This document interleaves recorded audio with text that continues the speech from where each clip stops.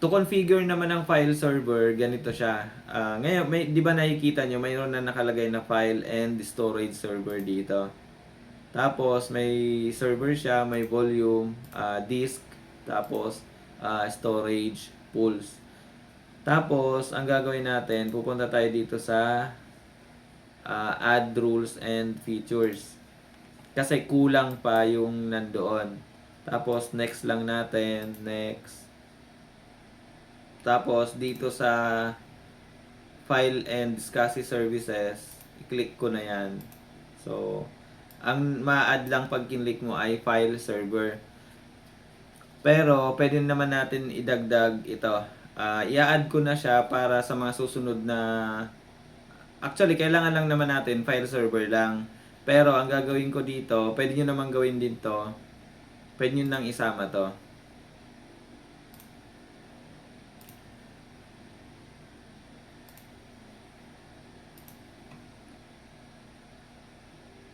Sa SCSI, hindi naman kailangan kasi hindi naman ako magkakaroon ng, hindi naman pwede itong gamitin kung nag-share kayo ng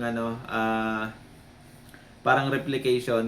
Kung magagawa kayo ng replication server, pwede nyo i-on to para magamit nyo siya as target nung storage. Pero dito hindi naman natin kakailanganin. Ito naman server for NFS. Kung meron kayong mga Linux or Unix sa network ninyo na gusto nyong mag-share ng file o mag-access ng file, isama nyo na rin to. Pero pure Windows naman yung tutorial natin, kaya kahit hindi na. Pero in case lang na may Unix or Ubuntu or kung ano man yung ibang doon sa system nyo, pwede nyong i-add to. Tapos work folder, isasama ko na rin siya.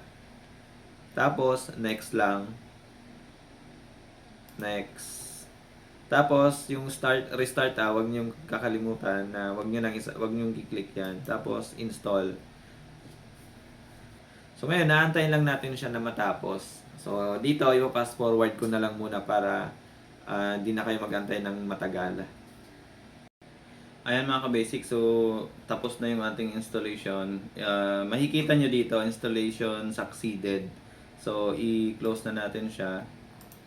Check natin kung ayan, meron na siyang work folders, iSCSI. Ito hindi ko naman install to eh. So ang mangyayari, ayan, manghihingi siya ng install. Pero hindi naman natin kailangan to. So ngayon meron na tayo ditong servers, volume, disk, storage pool, tapos yung share, tsaka work folders.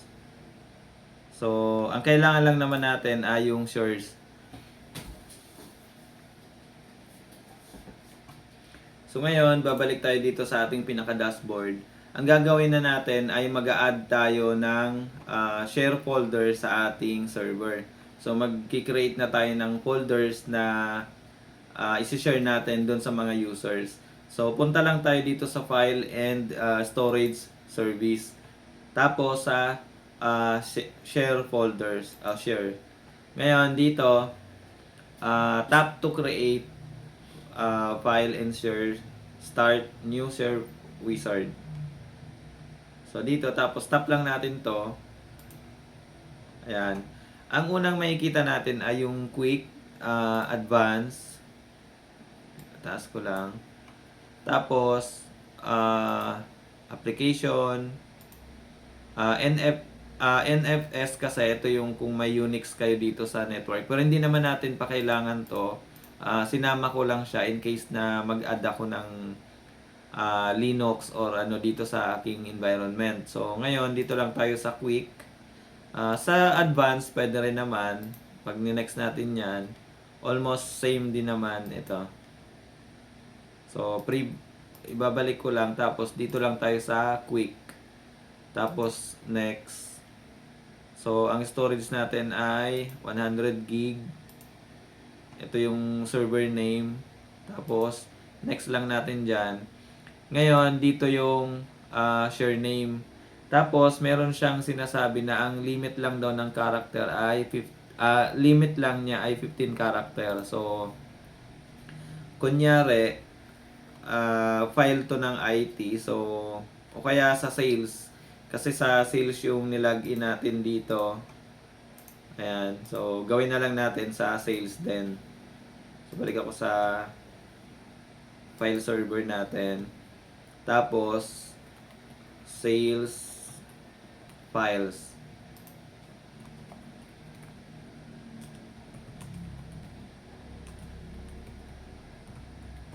So, sa description, kahit ano naman pwede. Tapos, ang local path niya ay eto. Tapos, ang remote path niya ay eto. So, kapag imamap nyo siya, yan yung kailangan ninyo. Ito. So, i-next na natin. Pwede yung isulat to, pwede yung ilagay sa notepad. Depende sa inyo. Pero mababalikan nyo naman siya mamaya. Next lang natin. So, dito, ang naka-default sa kanya, allow caching of share. So, ibig sabihin kasi nito, parang kung familiar kayo sa Google Drive, parang may option doon na pwede nyong i-store locally or offline access doon sa inyong device. So, parang ganito rin siya. Pag naka-click to kasi, ibig sabihin, yung mga file na naka-share doon sa folders na to, pwede nyo ma-access dun sa personal PC o kaya sa workstation kahit na naka-offline or wala kayong access sa server. Kumbaga, meron kang isang copy na nasa-save dun sa ano mo sa PC. Pero kumbaga nagbabago 'yon kapag connected siya sa server o kaya pag may binago ka sa file, nag-a-update siya dun sa server. So parang ang kagandahan lang kasi nito, mas mababa sa traffic, kumbaga hindi mag-overload yung network mo. Tapos hindi yung kumbaga yung traffic ng network mas mababawasan. Kasi yung ibang file mo nasa-save na dun sa PC. Pero pag nag-save ka ng data o kaya kunyari read write ka, nagdagdag ka ng file dun sa folder na yun, magsi-save siya sa server. Tapos itong enable access based enumeration, ang pinaka-function nito ay kung napansin nyo kapag nagmamap kayo ng folder o kaya minap nyo yung IP address ng file server, makikita nyo dun yung iba-ibang folders. Kunyari, may accounting folders, may IT folders, may sales folders, or iba-iba pa. Makikita nyo siya. Kapag naka-uncheck to, makikita nyo siya, pero pag kinlik nyo, hindi nyo ma-access yung iba. Doon lang, ang mau-open nyo lang yung folder na may access kayo. So, kapag kinlik nyo to, naka-enable to, ibig sabihin, ang mabu-view nyo lang yung folder na may access kayo. Yung folder na wala kayong access, hindi nyo siya makikita. Kunyari, may folder 1, tapos may folder 2. Yung folder 1, may access kayo, yung folder 2 wala. Ngayon, pag minap nyo yun sa PC nyo, hindi nyo makikita yung isang folder na wala kayong access. So, ganun po yung function niya. Tapos, sa encrypt data naman, dito, parang nilalak natin yung data. So, as default, hindi na natin ito gagalawin. So, as default kasi, ito lang yung naka-enable. Pero, mas maganda ito, enable na rin natin. Yun nga lang, medyo tataas yung resource ng PC nyo. Pero konti lang naman. Kumbaga yung processor usage, memory, parang ganon. Pero konting-konti lang naman. Okay lang, wala namang problema yon. Enable na lang natin. Kasi ang ginagawa niya, hinahide na niya sa user. Sa madaling salita, hinahide niya sa user yung mga folders na wala naman access yung users. Kumbaga, di na niya pinapakita, wala ka naman access eh. Tapos, next. Dito naman, sa permission, kung gusto nyo kasing kumbaga mas mataas yung security ng folder, pwede nyo tanggalin to, customize nyo lang. Sa share kasi para naka everyone, tapos naka-allow yung permission niya.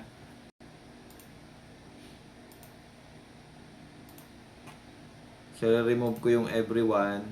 Tapos, mag-a-add ako ng user na makaka-access lang. So, select a principal. So, ngayon, para sa sales, check name.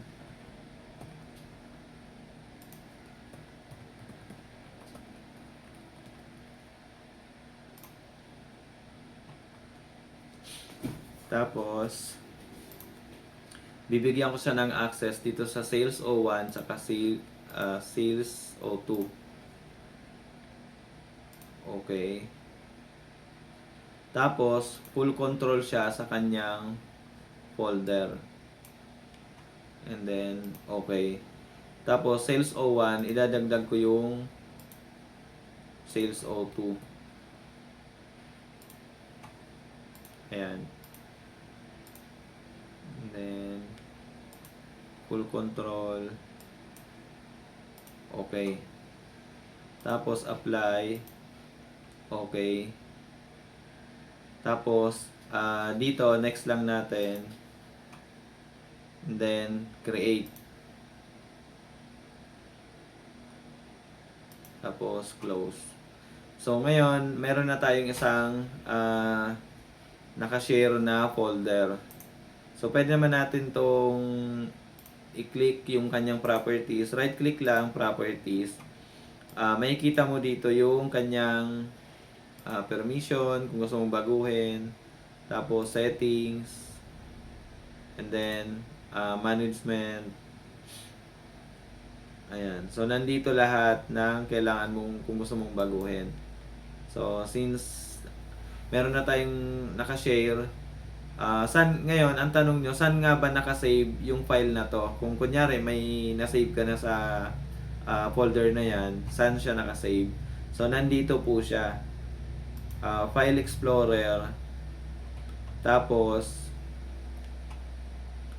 this PC, Drive C, itong folder na to, may shares folder. Click mo lang yan. Ayan, nandito yung sales file na ginawa natin. So, pag may file kang ginawa dito, so i-exit ko muna. Tapos pupunta ako dito sa PCO1.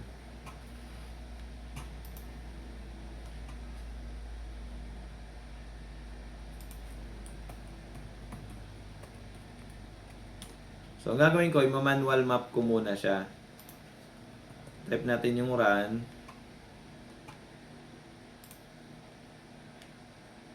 Tapos, double backslash 192.168.200.12 kasi ito yung ating file server. Ngayon, na-open natin siya kasi may access tayo. So, dito pwede ako mag-create ng kunyari text document. Test.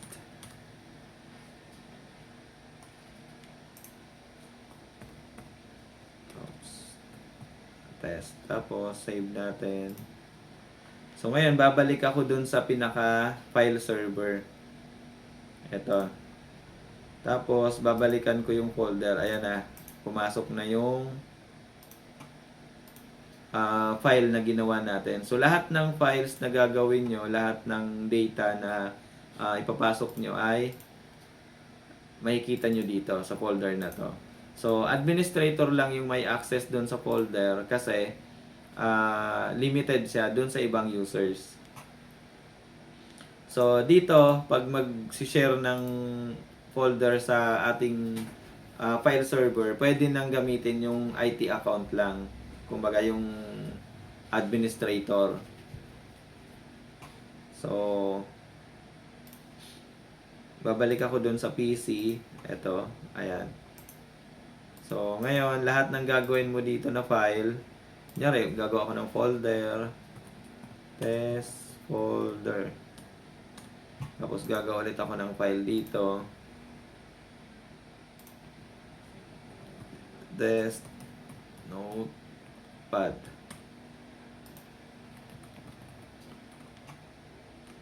Save. Okay. So, ngayon meron na tayong mga folders dito, mga file. Babalik ako dun sa file server natin. Ayan. So, lahat ng ginawa nyo, ayan na siya. So, pwede ka rin dito mag-create. Kunyari, nag-create ako mismo direct dun sa server.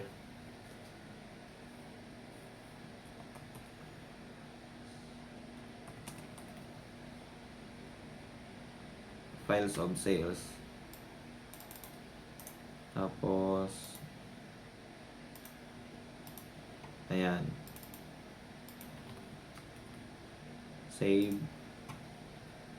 Close ko na. Tapos, babalik ako doon sa PC O1. So, automatic, nandito na yung files na yon. So, ganun kabilis yung sharing niya. Lahat ng gagawin nyo dito, papasok doon sa ating file server. So, yon yung pag-create ng folder na isi-share natin doon sa ating file server. So, sa susunod na video natin, ang gagawin naman natin ay yung kung paano yung mga settings dito sa ating file server. So, ngayon nakapag-create na tayo ng folder na ma-access ng ating user. So, ang ganda nung ginawa natin kasi kumbaga inactive doon sa actual na trabaho ng ating mga users tsaka ikaw bilang IT ay kumbaga magagamit mo na siya for actual work. So, ayun mga ka-basic, sana po ay may nahutunan kayo dito sa video na to. Medyo mahaba na kasi kaya puputulin ko na at magpo-proceed na lang ulit tayo doon sa another video ng ating file server.